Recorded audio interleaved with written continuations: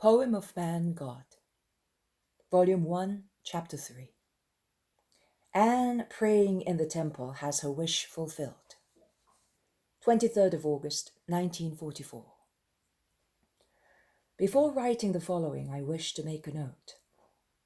The house did not seem to me the well-known one of Nazareth. The location, at least, is quite different. Also, the orchard garden is larger, and beyond it, fields can be seen. Not many, but they are there. Later, when Mary is married, there's only the orchard, large, but not more than an orchard. And I have never seen in other visions the room that I saw. I do not know whether for financial reasons Mary's parents disposed of part of their property, or whether Mary, when she left the temple, moved into another house given to her perhaps by Joseph. I do not remember whether in past visions and instructions I had a clear sign that the house of Nazareth was the house where she was born. My head is very heavy with fatigue, and particularly with dictations I forget the words at once, although the commands remain recorded in my mind and illuminate my soul, but the details fade away immediately. If after 1 hour I had to repeat what I heard, with the exception of 1 or 2 main sentences, I would not know anything else.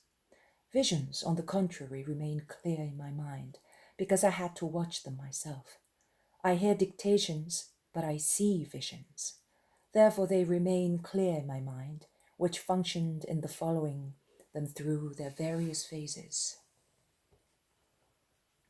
I was hoping there would be a declaration on yesterday's vision. Instead, nothing. I am beginning to see, and I write. Outside the walls of Jerusalem, on the hills and among the olive trees, there is a large crowd. It looks like a large market, but there are no booths. There are no shouting charlatans or peddlers, no games. There are coarse wool tents, certainly proof against water, hanging on posts fixed to the ground, and tied to the posts there are green branches, providing both ornamental decoration and practical coolness. Other tents, instead, are made entirely of branches fixed to the ground and tied in a ridge fashion, thus forming small green tunnels. Under each tent there are people of every age and condition, speaking quietly and earnestly, with the cry of a child breaking the quietness now and again. It is nightfall, and the lights of small oil lamps are glittering here and there throughout the odd camp. Around the lights, some families are taking their supper on the ground, the mothers holding the little ones in their laps. Many of these tired infants fall asleep holding pieces of bread in their tiny pink fingers, while their small heads fall on their mothers' breasts like little chicks under hens. The mothers finish their meals as best they can, each with only one hand free, while the other hand is holding the child against her heart. Meanwhile, other families are not yet supping and are talking in the dimness of twilight, waiting for the food to be ready for eating. Small fires are lit here and there, and women are busy around them. Slow, somewhat plaintive lullabies soothe children who are having difficulty in going to sleep. High above is a beautiful clear sky, which is becoming a deeper and deeper blue until it looks like an enormous black-bluish, soft velvet velarium. On this cloth, a little at a time, invisible craftsmen and decorators fix gems and night lights, some isolated, some in odd geometrical patterns, amongst which stand out the great bear and the little bear in the shape of a cart, with its shaft resting on the ground after the oxen have been freed from the yoke. The pole star is smiling in all its brightness. I realize it's October because of the loud voice of a man says so. This month of October is beautiful as very rarely in past years. Here is Anne coming from a fire with something in her hands. spread over a loaf of bread which is large and flat like a cake and serves also as a tray. Little Alphaeus is holding on to a skirt and is prattling in his little voice. Joachim, who sees Anne approaching, hastens to light his lamp. He's at the entrance of his little hut made of branches and is speaking to a man about 30 years old, whom Alphaeus greets from a distance in a shrill voice, saying, "Daddy!" Anne, in her stately walk, passes along the rows of huts. She is stately yet humble. She is not haughty with anyone. She picks up a child of a very poor woman, as the urchin had fallen at her feet while running like a little scamp. Since he has dirtied his face and is crying, Anne cleans him, comforts him, and hands him to his mother, who has run towards them and is apologizing. Anne says to her, "Oh, it's nothing. I am glad he did not hurt himself. He's a lovely child. What age is he?" 3 years. He's my second youngest, and I'm expecting another one shortly. I have 6 boys. Now I would like to have a girl. A girl is a lot for her mother. "The Most High has consoled you very much, woman," sighs Anne. And the woman goes on, "Yes, I am poor, but the children are our joy, and the bigger ones already help with the work. And madam," it is very obvious that Anne is of a higher social standing, and the woman realizes it, "how many children have you got?" "None." "None? Isn't this one yours?" "No, he's the son of a very good neighbor. He's my consolation." Did yours die, or—" I never had any." "Oh." The poor woman looks at her pitifully. Anne says goodbye to her, sighing very heavily, and goes to her hut. "I've kept you waiting, Joachim. I was held up by a poor woman, the mother of 6 boys. Fancy that! And she's expecting another child shortly." Joachim sighs. Alphaeus' father calls him, but he answers, "I am staying with Anne. I will help her." Everybody laughs. "Leave him. He does not disturb us. He's not bound by the law yet. Here or there he's but a little bird eating," states Anne. And she sits down with the child in her lap and gives him some cake, and I think some roasted fish. I can see that she does something before giving it to him. Perhaps she removes a fishbone.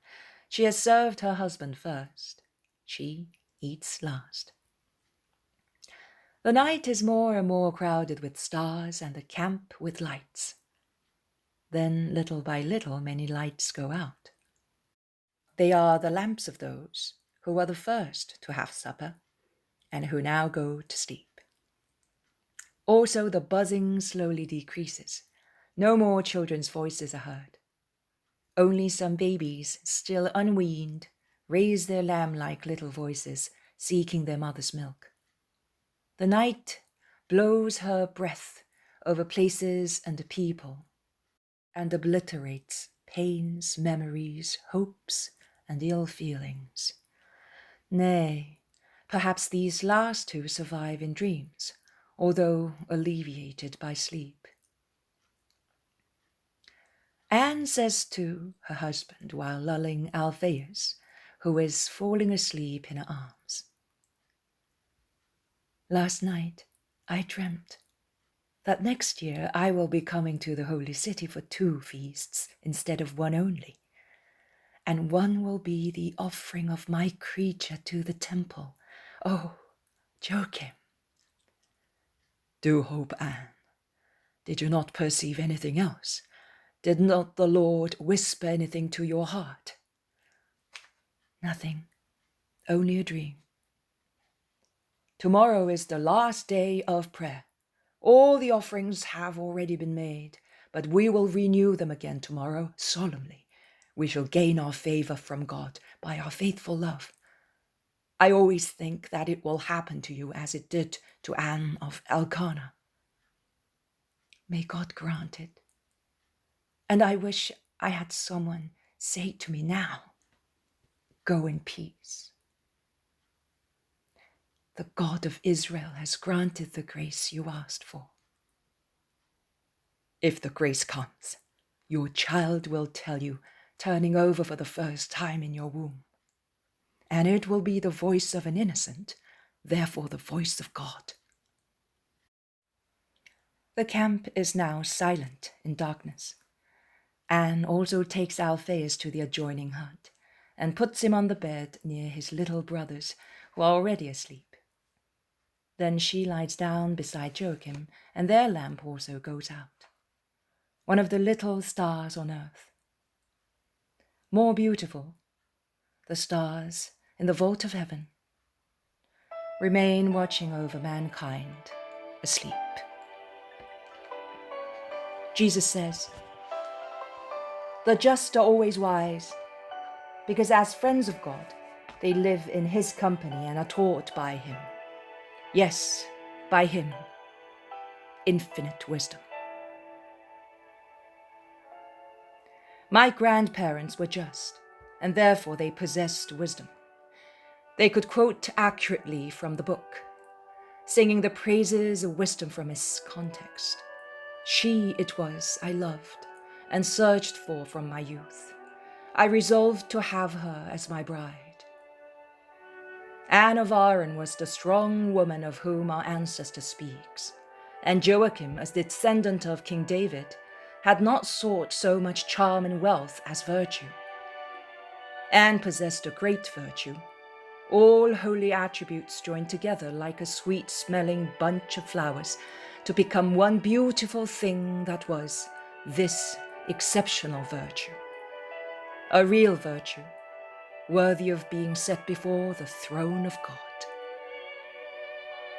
Joachim had therefore married wisdom twice, loving her more than any other woman, the wisdom of God enshrined in the heart of a just woman.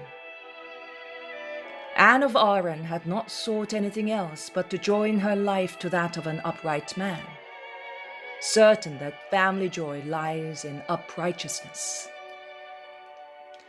And to be the embodiment of the strong woman, she lacked only the crown of children.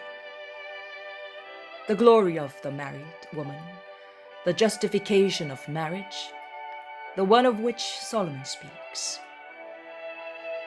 As for her happiness, she lacked children.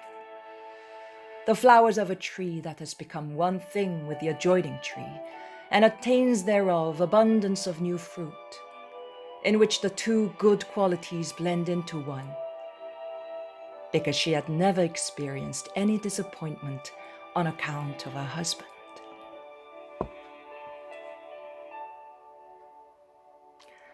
Although she was now approaching old age and had been Joachim's wife for many years, she was always for him the spouse of his youth, his joy, the most dear hind, the graceful fawn, whose caresses always had the fresh charm of the first nuptial evening and sweetly fascinated his love, keeping it as fresh as a flower sprinkled with dew and as ardent as a fire continuously kept burning.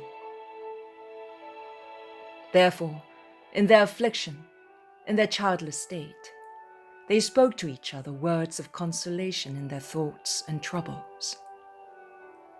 And eternal wisdom, when the time came, besides teaching them in waking consciousness, enlightened them with dreams at night, visions of the poem of glory that was to come from them, and was Most Holy Mary, my mother. If their humility made them hesitant, their heart trembled in hope at the first hint of God's promise. There was already certainty in Joachim's words. Do hope. We shall gain our favor from God by our faithful love. They were dreaming of a child. They got the Mother of God. The words of the Book of Wisdom appeared to be written for them. By means of her, I shall acquire glory before the people. By means of her, immortality shall be mine, and I shall leave an everlasting memory to my successors. But to obtain all this, they had to be masters of a true and lasting virtue, which no event marred. Virtue of faith, virtue of charity, virtue of hope, and virtue of chastity. The chastity of a married couple. They possessed it. Because it is not necessary to be virgins to be chaste, and chaste nuptial beds are guarded by angels, and from them descend good children, who make the virtue of their parents the rule of their lives. But now, where are they now? Now children are not wanted, neither is chastity. I therefore say that love and marriage are desecrated.